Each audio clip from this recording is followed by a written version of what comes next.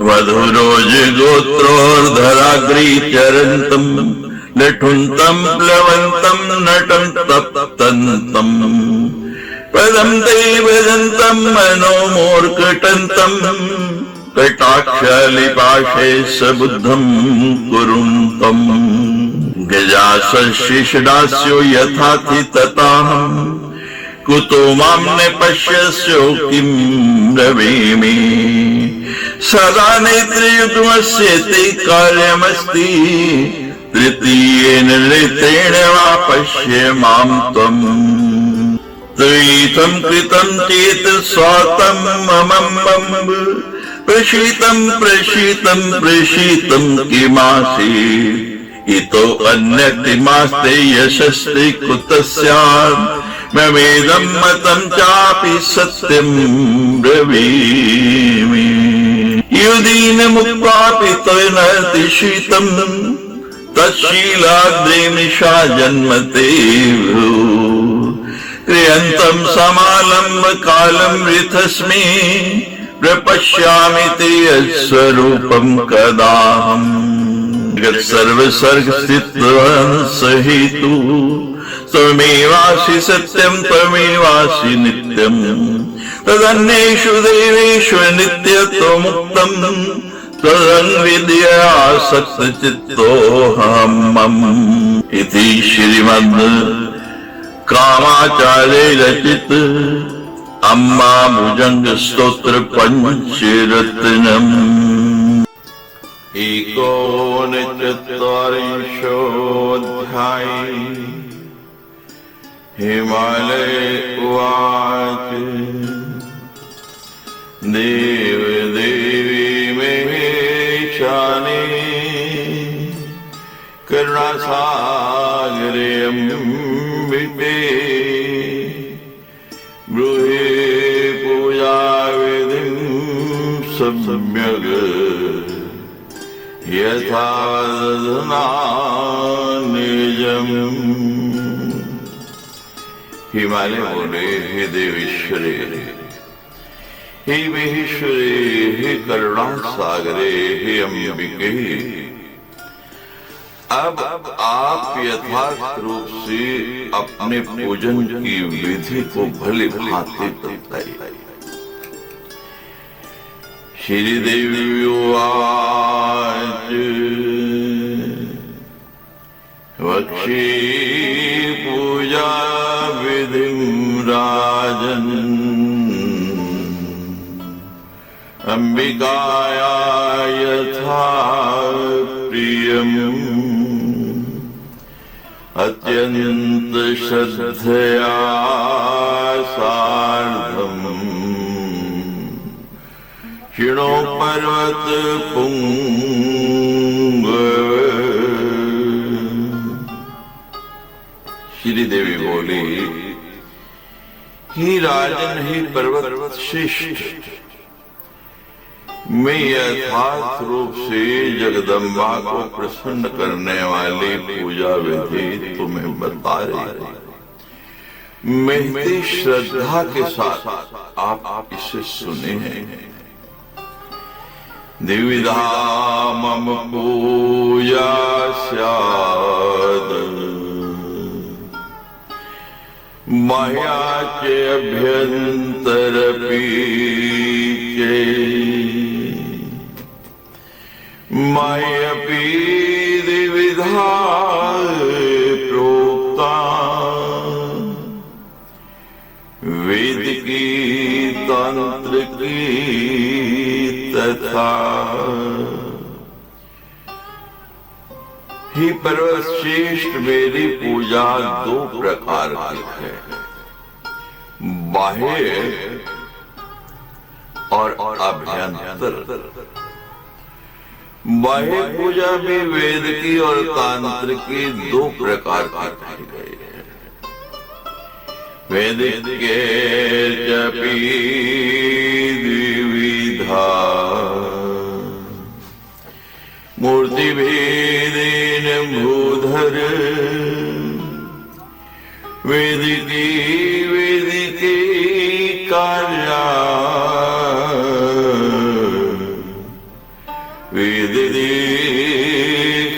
समन्विते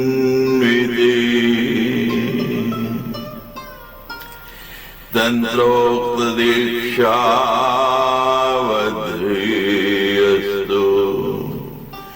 तांत्रिकी संश्रिता भवेत् इतं पूजा रहस्यं चेत् निज्ञात्वा विपरीतकम्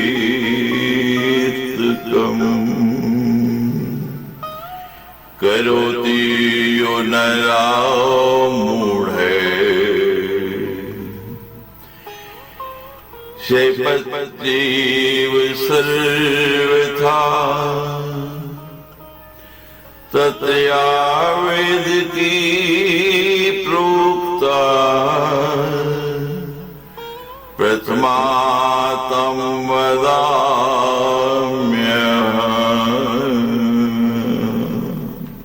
हे बोधक,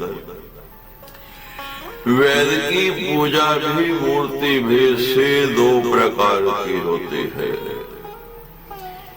वेद दीक्षा से संपन्न वैदिकों द्वारा वेद की पूजा की जानी चाहिए और तंत्रोक्त दीक्षा से युक्त पुरुषों द्वारा तंत्र की पूजा की जानी चाहिए। इस प्रकार पूजा के रहस्य को न समझ करके उसको न जानते हुए जो ज्ञानी मनुष्य इसके विपरीत करता है उसका सर्वथा अधःपतन हो जाता है। उसमें जो पहली वेद की पूजा कही गई है उसे मैं बता रही हूँ। यन्मे साक्षात् परम रूपम दृष्ट्वा नसि भूधर अनंत शीर्षनयनम्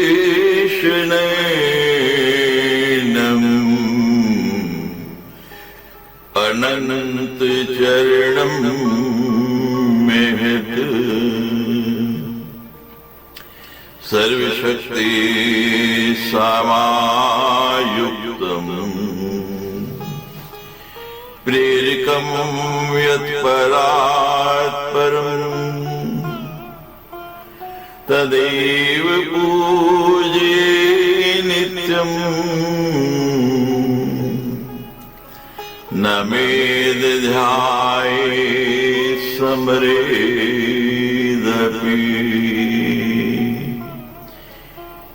इत्येत प्रथमार्चाया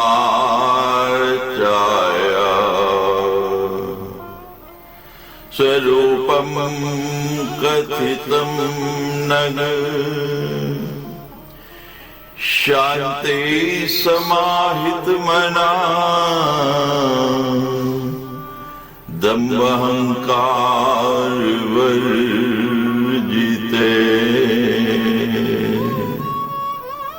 हे भूधर, तुम अनंत मस्तक नेत्र तथा चरण वाले मेरे जिस विराट महान रूप का दर्शन कर चुके हो और जो समस्त शक्तियों से संपन्न प्रेरणा प्रदान करने वाला तथा परात्पर है, उसी रूप का नित्य पूजन, नमन, ध्यान तथा स्मरण करना चाहिए। हे नाथ, मेरी प्रथम पूजा का यही स्वरूप बताया गया है। आप शांत होकर के समाहित मन से दंभ तथा अहंकार से रहित होकर के उसके परायण होइए, उसी का यजन कीजिए, उसी की शरण में जाइए और अपने चित्त में सदा उसी का दर्शन, जप और ध्यान कीजिए। तत्परो तव तद्याजी तदेव शरणं व्रज तदेव चेतसा पश्ये जप ध्यायेषु सर्वदा अनन्या प्रेम युक्त भक्त्या मद्भावम् आश्रिते यज्ञैर्यजतपोदाने मामेव परितोष्ये इत्थं ममानुग्रहेतो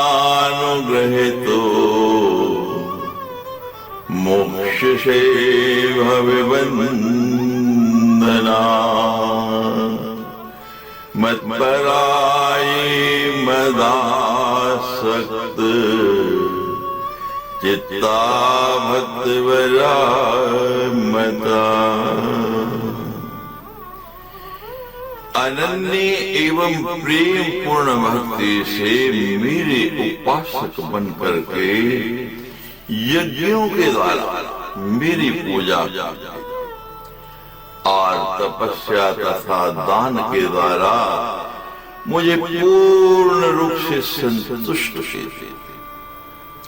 ऐसा करने पर मेरी कृपा से आप भव बंधन से छूट जाएगा। जो मेरे ऊपर निर्भर रहते हैं और अपना चित्त मुझ में लगाए रखते हैं, वे मेरे उत्तम भक्त माने गए हैं। प्रतिज्ञाने भवाद अस्माद उद्धारं मे चिरेण तु ध्यानेन कर्मयुक्तेन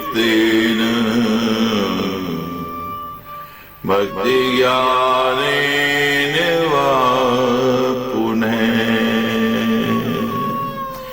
ये मेरी प्रतिज्ञा है कि मैं शीघ्र ही इस भाव सागर से उनका उद्धार कर देती हूँ, जो पूरी तरह से मेरे ऊपर निर्भर हो रहे हैं, जिन्होंने अपना चित्त केवल और केवल मुझ में ही लगाया रखा है। उनका उद्धार करने में मुझे तनिक भी देर नहीं लगाता हूँ। ये मेरी प्रतिज्ञा है।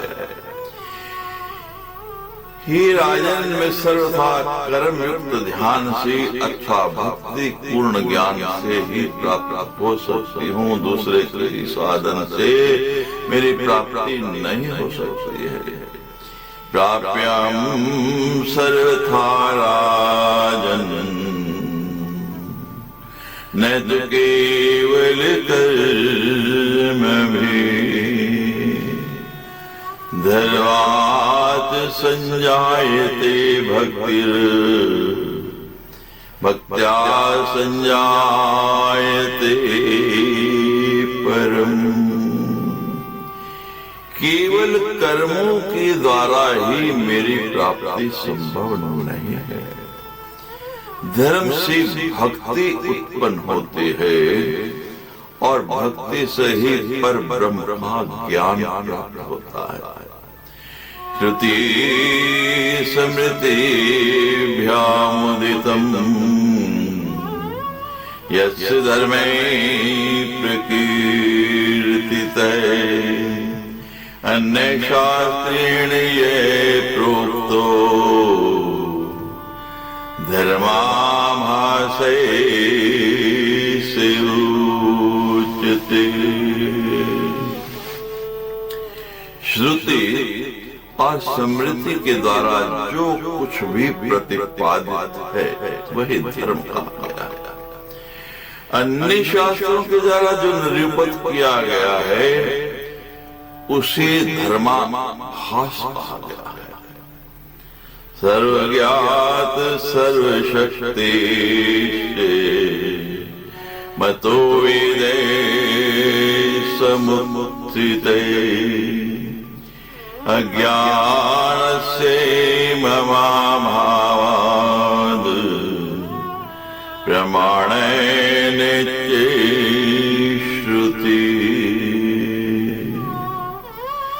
समृत्य श्रुतेरर्थम् गृहीत वै विच निर्गता मन्वादीनां श्रुतीनां चे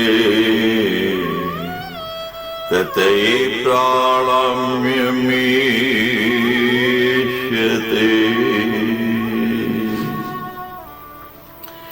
मुझ सर्वज्ञ तथा सर्वशक्ति संपन्न भगवती से वेद उत्पन्न हुआ है और इस प्रकार मुझ में अज्ञान का अभाव रहने के कारण श्रुति भी अप्रामाणिक नहीं है। श्रुति के अर्थ को लेकर ही समृद्धियां निकली हुई है, श्रुतियों की ही समृद्धियों की उत्पत्ति। अतः श्रुतियों और मनो आदि समृद्धियों की प्रामाणिकता स्वयं सिद्ध है, वो अपने आप में सिद्ध है। क्वचिद कदाचित तंत्रार्थ कटाक्षेण प्ररोदितम् धर्मवदन्ति संशस्तु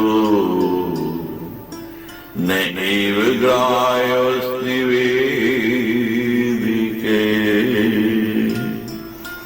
स्मृति आदि में कहीं कहीं कटाक्ष पूर्वक वामाचार संबंधी वेद विरुद्ध कही गई बात को भी लोग धर्म के रूप में स्वीकार करते हैं, किंतु वैदिक ब्राह्मणों के द्वारा, वैदिक विद्वानों के द्वारा वह अंश कभी भी ग्रहण नहीं है। अन्येषां शास्त्रकर्तॄणाम् अज्ञानं प्रवर्तते अज्ञान दोष दुष्टत्वा तदुक्तीन प्रमाणता। अन्य शास्त्रकर्ताओं के वाक्य अज्ञान मूलक भी हो सकते, अति अज्ञान दोष से दूषित होने के कारण उनकी उक्ति की कोई भी प्रमाणिकता नहीं है। तस्मान् मोक्षधर्मार्थम् सर्वथा वेदमाश्रयेत्। राजाज्ञा च यथा लोके हन्यते न कदाचन। सर्वेषां ममाज्ञा श्रुतिराज्या कथं देवे मदाज्ञारक्षणार्थं तु ब्रह्मक्षत्रिय जाते।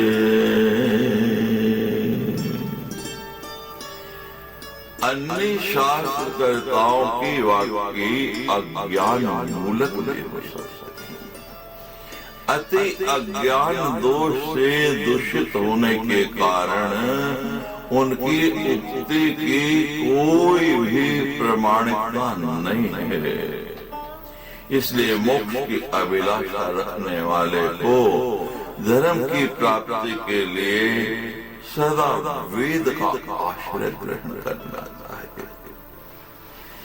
जिस प्रकार लोक में राजा की आज्ञा की अवहेलना कभी नहीं की जा सकती, राज आज्ञा सर्वोपरि है, उसी प्रकार ठीक वैसे ही मनुष्य मुझ सर्वेश्वरी भगवती की आज्ञा स्वरूपणी उस श्रुति का त्याग कैसे कर सकते?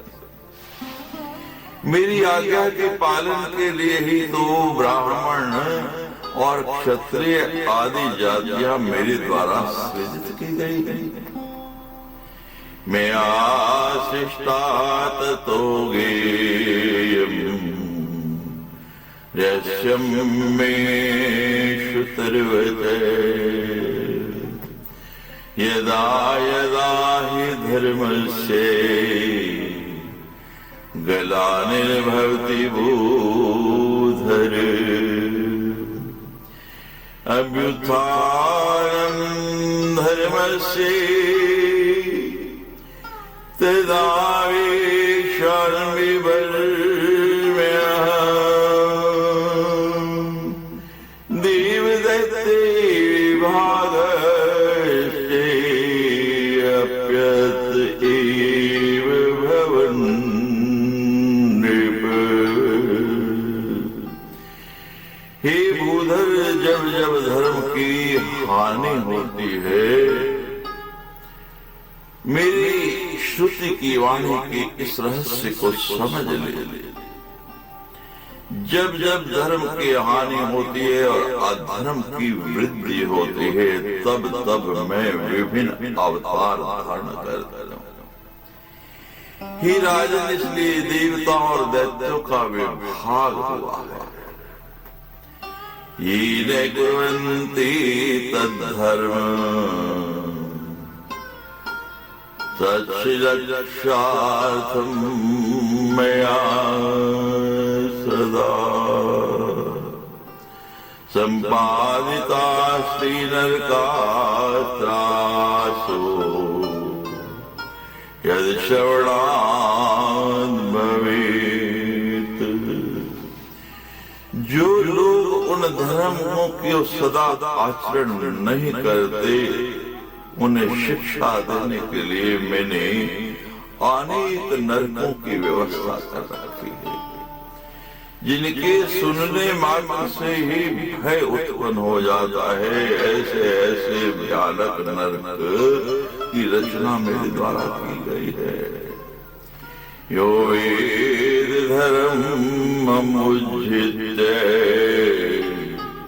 धर्ममन्यं सवाश्रे राजा प्रवासी देशान् न जादेतान् धर्मिणे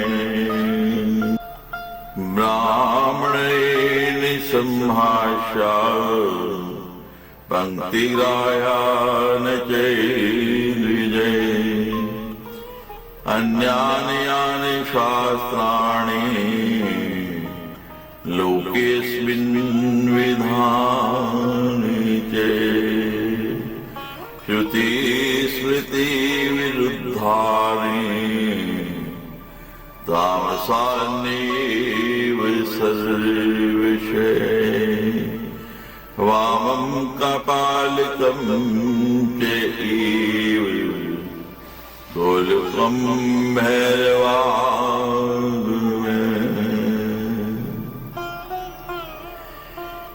जो लोग वेद प्रतिपादित धर्म का परित्याग करके अन्य धर्म का आश्रय लेते हैं, राजा को चाहिए कि वे ऐसे अधर्मियों को अपने राज्य से निष्कासित कर दे। ब्राह्मण उन अधार्मिकों से संभाषण न करे, उनसे बातचीत न करे और द्विजगण उन्हें अपनी पंक्ति में अपने साथ न बिठाए। इस लोक में श्रुति समृद्धि विरुद्ध नानाविध अन्य जो भी शास्त्र हैं वे हर प्रकार से तामस हैं। वाम का पालक, गोलक और भैरवाग्रम ये ऐसे शास्त्र हैं। शिवेन मोहनार्थाय प्रणीतो नहि तुके दक्षशापाद भृगोशापाद दधेचस्येति शापते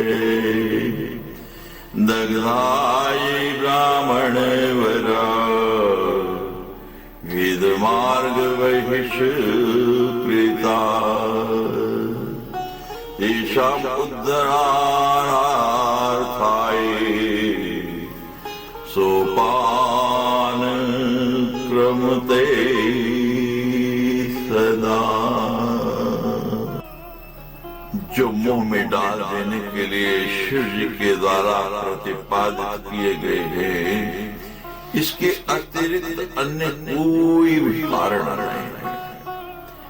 वेद मार्ग से च्युत होने के कारण जो उच्च कोटि के ब्राह्मण दक्ष प्रजापति के शाप से, महर्षि भृगु के शाप से और महर्षि दधीचि के शाप से दग्ध कर दिए गए थे, उनके उद्धार के लिए भगवान शंकर ने सोपान क्रम से शैव वैष्णव सौर शाक्त तथा गाणपत्य आगमों की रचना की। उनमें कहीं कहीं वेद विरुद्ध अंश भी कहा गया है। वैदिकों को उस अंश के ग्रहण कर लेने में कोई दोष नहीं होता। शिवाश्च वैष्णवाश्चैव सूरैशाक्ता तथैव च गणपत्ये आगमाश्च प्रणीता शंकरेण तु तत्वेद विरुद्धोऽप्युक्तैव क्वचित् क्वचित् वेदिकै तद्गृहीदोषो न भवत्येव करेचित्। सर्वथा वेद भिन्नार्थे नाधिकारी द्विजो भवेत् वेदाधिकारहीनस्तु भवेत् तत्राधिकारवान्। तस्मात् सर्वप्रयत्नेन वेदिको वेदमाश्रयेत्। धर्मेण सहितं ज्ञानम् परम ब्रह्म प्रकाशयेत्।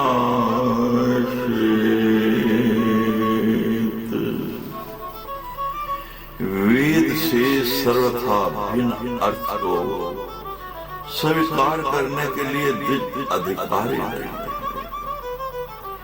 वेदाधिकार से रहित व्यक्ति ही उसे ग्रहण करने का अधिकारी है। अतः वैदिक पुरुष को पूरी प्रयत्न के साथ वेद का ही आश्रय ग्रहण करना चाहिए, क्योंकि वेद प्रतिपादित धर्म से युक्त ज्ञान ही परब्रह्म को प्रकाशित कर सकता है। और किसी में इतनी सामर्थ्य नहीं है, इतना तेज नहीं है कि वे उस पर ब्रह्म को प्रकाशित कर सके। सर्वेषणा परित्यज्य माम् एव शरणं गताः सर्वभूतदयावन्तो मानाहङ्कारवर्जिताः मच्चित्तावद्गतप्राणाः मस्तान् कथने रताः सन्न्यासिनो वनस्ताश्च गृहस्था ब्रह्मचारिणे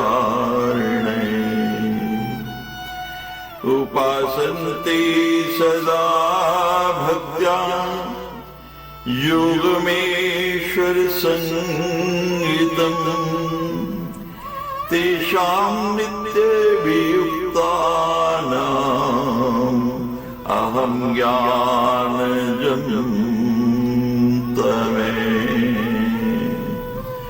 संपूर्ण इच्छाओं को त्याग कर मेरी शरण को प्राप्त सभी प्राणियों पर दया करने वाले, मान अभिमान अहंकार से रहित मन से मेरा ही चिंतन करने वाले, मुझ में ही अपना प्राण समर्पित करने वाले तथा मेरे स्थानों का वर्णन करने में संलग्न रहने वाले, जो सन्यासी, वानप्रस्थ, गृहस्थ और ब्रह्मचारी मेरे ऐश्वर्य संज्ञक योग की सदा भक्ति पूर्वक उपासना करते हैं, मुझ में निरंतर अनुरक्त रहने वाले उन साधकों के अज्ञान जनित अंधकार को मैं ज्ञान रूपी सूर्य के प्रकाश से नष्ट कर देती हूँ, इसमें कोई संदेह नहीं है। ज्ञान सूर्य प्रकाशेन नाशयामि निसंशय इदं वैदिक पूजाया प्रथमाया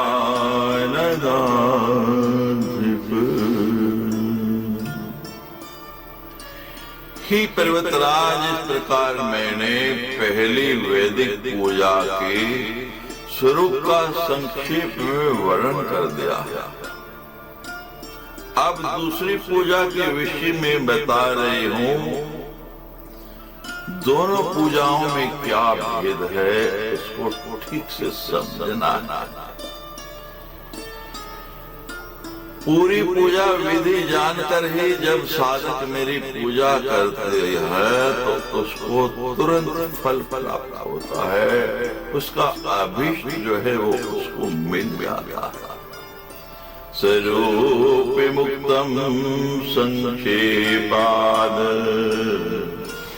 द्वितीयाया अथो ब्रुवे मूर्तवा स्थंडिले वापि तथा सुरेंदु मंडले। दूसरी पूजा के विषय में मैं बता रही हूँ। मूर्ति, वेदी, सूर्य, चंद्रमंडल, जल, बाणलिंग, यंत्र, महापट अथा हृदय कमल में सगुण रूप वाले परात्पर भगवती का इस प्रकार ध्यान करे। जले अथवा बाणलिंगे यंत्रे वापि महापटे तथा श्री हृदयं भोजे ध्यात्वां देवी परात्परां सगुणां करुणापूजां तरुणीं अरुणारुणां सुंदरी सारसीमां सर्वावयव सुंदरी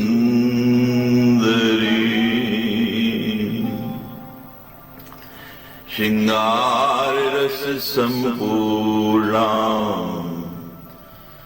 सदा भक्तेऽतिकातरम् प्रसाद सुमुखी अम्बा चंडखंड शिखंडिनी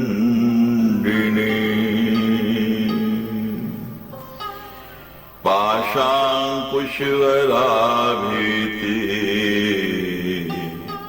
धरा रामानंद रूपिणी पूजिदुपचाराश्चे यथा वित्तानुसारते।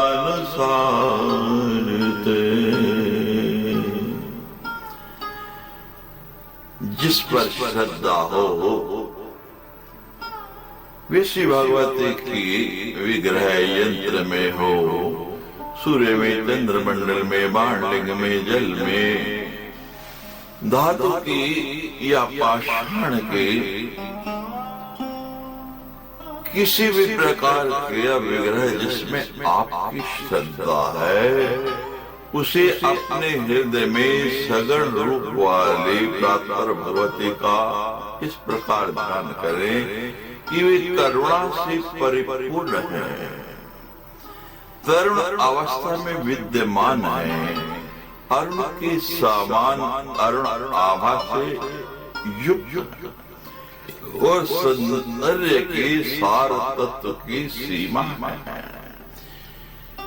भगवती का सुंदर सप्तशती में आए कीन उपमा हंतते यस्य पराक्रमस्य,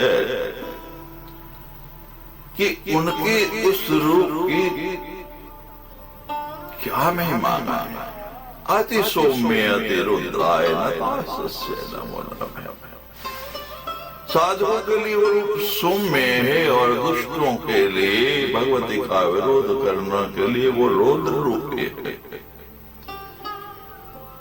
और सुंदर लहरी में तो आदि गुरु शंकराचार्य भगवती के सुंदर रूप का बड़ा ही विचित्र वर्णन करते हैं। श्रीमद सुंदरी नायिकाम मह्यरम ज्ञान प्रदाम निर्मला, उस सब सुंदरियों की नायिका है, उससे सुंदर कुछ हो ही नहीं सकता। सुंदर की सारत्व की सीमा है वो। इनके संपूर्ण अंग परम मनोहर हैं, वे श्रृंगार से परिपूर्ण हैं तथा सदा भक्तों के दुख से दुखी रहा करते हैं। इन जगदम्बा का मुखमंडल प्रसन्नता से युक्त रहता है। मस्तक के ऊपर बाल चंद्रमा तथा मयूर पंख धारण किए हुए हैं। उन्होंने पाश अंकुश वर तथा अभय मुद्रा धारण कर रखा है। वे आनंदमय रूप से संपन्न हैं। इस प्रकार ध्यान करके अपने वित्त सामर्थ्य के अनुसार जैसा जैसा किसी के पास अर्थ साधन है, उसके अनुसार विभिन्न उपचारों से भगवती की पूजा करनी चाहिए। भगवती की कृपा है, समर्थ है, तो राजोपचार से करे।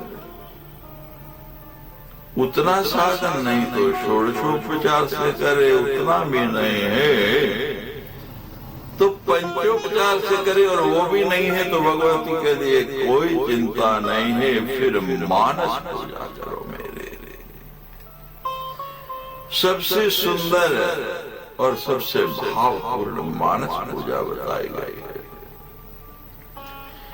यावदांतर पूजयाम अधिकारो भवे नहीं, तावद बाह्यमं पूजा से जाते तू ताम त्यजेत्। अभ्यंतरा तु या पूजा सा तु संविल्ले स्मृते,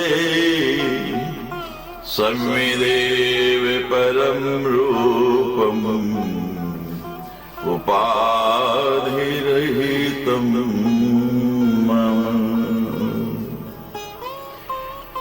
जब तक अंतः पूजा में अधिकार नहीं हो जाता है, हम अंतः पूजक करने के लिए अधिकारी नहीं हो जाते हैं, उसमें सक्षम नहीं हो जाते, तब तक यह बाह्य पूजा करनी चाहिए।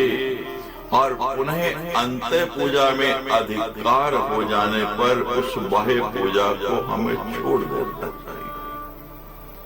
इसी छोटा बालक जिसको अभी चलना नहीं है, वो अवलंबन लेकर, किसी वाकर का सहारा लेकर, किसी चलने वाले का आश्रय लेकर के चलता है, लेकिन जब वो चलना सीख जाता है तो उसको पकड़े नहीं रहता है, उसको ये कहना नहीं पड़ता है कि इसको छोड़ दो, वो स्वतः ही उसके हाथ से छूट जाता है और फिर वो बिना किसी अवलंबन के चलना प्रारंभ कर देता है। इसी प्रकार जब हमें अंतर पूजा में अधिकार हो जाए, हम उसके अधिकार हो जाए, तो बाह्य पूजा को तत्क्षण छोड़ देना चाहिए और फिर अंतर पूजा ही करनी चाहिए। जो आभ्यंतर पूजा है उसे ज्ञान रूप मुझ ब्रह्म में चित्त का लय होना कहा गया है। यानी जब भगवती के चरणारविंद में हमारा चित्त पूरी तरह से लय हो जाएगा, हम अस्तित्वहीन हो जाएंगे, केवल भगवती पराम्बा शक्ति ही रह जाएंगी, तब हम उसके अधिकारी हो जाएंगे। यही अभ्यंतर प्रता है। उपाधि रहित ज्ञान ही मेरा परम रूप है, अतः मेरे ज्ञान में रूप में अपना आश्रयहीन चित्त लगा देना चाहिए, यानी कि भगवती का आश्रय ले लेना चाहिए। अतः सर्वविदं मद्रूपम् चिते साप्यं निराश्रयम् संवेदरूपातिरिक्तं तु मिथ्यामायामयं जगत्। अतः संसारनाशाय साक्षिणीम् आत्मरूपिणीम् भावे निर्मनस्केन योगयुक्तेन चेतसा। इस ज्ञान में रूप की अतिरिक्त यह माया में जगत पूर्णता मिथ्या है। अतः भवबंधन के नाश के लिए एक निष्ठ तथा योग युक्त से मुझ सर्वसाक्षिणी तथा आत्मस्वरूपिणी भगवती का चिंतन करना चाहिए। हे पर्वत श्रेष्ठ, अतः परमाय पूजा विस्तारे कथ्यते मया सावधानेन मनसा शृणु पर्वत सत्तम। हे पर्वत श्रेष्ठ, इसके बाद मैं बाह्य पूजा का विस्तार पूर्वक वर्णन कर रही हूँ, आप सावधान मन से सुनिए। श्रीमद्देवी भागवती महापुराणे अष्टादश सहस्रम संहितायां सप्तम स्कंधे देवी गीतायां श्रीदेव्या पूजा विधि वर्णनम नाम 49 अध्याय। सच्चे दरबार की जय। शिवाय वैष्णवाय शोराशक्ता तथैव जय। गणपत्यागमाश्च प्रणीताय शंकरेण तो। तंत्र लोक के अनुसार संवेद का अर्थ है संज्ञानात्मक चेतना। तदनुसार सृजन और अवशोषण इस तरह प्राण में एक साथ विश्राम करते हैं। वे संज्ञानात्मक चेतना संवित में वे वस्तु निष्ठा से मुक्त शुद्ध चेतना जिन मात्र में विश्राम करते हैं। वह शुद्ध चेतना ही वह देवी है जो परा और सर्वोच्च देवी परमेश्वर है। ये 38वां सिद्धांत है। हृदय जो सर्वोच्च से परे है, इसलिए संज्ञानात्मक चेतना का सार अपने स्वभाव से यह निरंतर होने वाला स्पंदन है। संवित के दो पहलू हैं, एक लौकिक है और दूसरा अस्थाई है। दूसरा शुद्ध अभिव्यक्ति प्रकाशमान और चेतना संवित मात्मा का क्षेत्र है। पहला इसकी चिंतनशील जागरूकता की गतिविधि का क्षेत्र है। यह गतिविधि गैर अस्थायी शुद्ध चेतना से संबंधित समय की शक्ति द्वारा धारणा, सह चिंतन, विकल्प क्षणों में विभाजित है। राजा वत्सराज की पूजा श्रुति के अनुसार जिसे काम सिद्धि स्तुति, वामकेश्वरी स्तुति भी कहा जाता है, देवी नित्या का ही दूसरा नाम संविद है, जो इस नित्या देवी की पूजा के माध्यम से आपका मार्गदर्शन करता है। तदनुसार ही मां यहाँ तक कि देवताओं की राजा भी उन पुरुषों के चरणों में झुकते हैं जिन्होंने आपकी साक्षात्कार की, आपके दर्शन की, कृपा की एक बूंद प्राप्त की है। सावधान पुरुष आपको कुंडली कन्या, विद्वान पुरुष आपको क्लेद ने, कुलकुंड ने, का, नित्या, नीति, नौ, नाविका, विद्या, संविद, विश्वमयी, उमा, कामेश्वरी और कमला मिलते हैं। यदि आप संविद साधना का पालन करते हैं तो आपकी गतिविधियां आपको बांधेगी या प्रतिबंधित नहीं करेंगे। आपकी भावनाएं ब्रह्मांडीय धुन के साथ पूर्ण सामंजस्य में होंगी। संविद लोगों तन्मयो भवेत् का अर्थ है उसके साथ एक हो जाओ, एकीकृत हो जाओ। मुंडक उपनिषद से लिया गया यह वाक्यांश मनुष्य को यह याद दिलाता है, दूसरे केवल अपने स्थूल शरीर की जरूरतों और सन को पूरा करने में ही व्यस्त नहीं रहना चाहिए। इसके अतिरिक्त उसे लगातार अपने आत्म स्वरूप के चिंतन में लीन रहना चाहिए। जब तक वही अपने क्षुद्र स्वयं के बारे में सारी जागरूकता को खो ना दे, उसके साथ पूरी तरह से एकीकृत ना हो जाए। लेकिन ये कोई आसान काम नहीं है। इस अनुभूति तक पहुंचने के लिए बहुत तैयारी की जरूरत है। रूपात्मक रूप से कहें तो परम सत्य के साधक को एक तीर में बदल जाना पड़ता है। जैसा कि भगवती ने कहा है कि धनुष पर बाण का संधान, मानो वह ब्रह्म के दूर के लक्ष्य पर निशाना साध रहा है। जैसे प्रतीक में भगवती ने 16 पंखुड़ियों वाले कमल को दर्शाया है।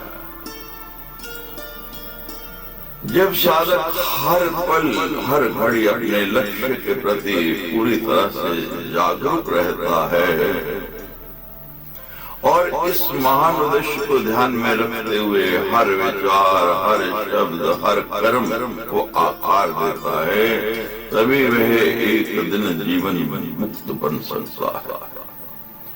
यह व्यक्ति जो पूरी तरह से परम के साथ विलीन हो गया हो, वही वहां पहुंच सकता है।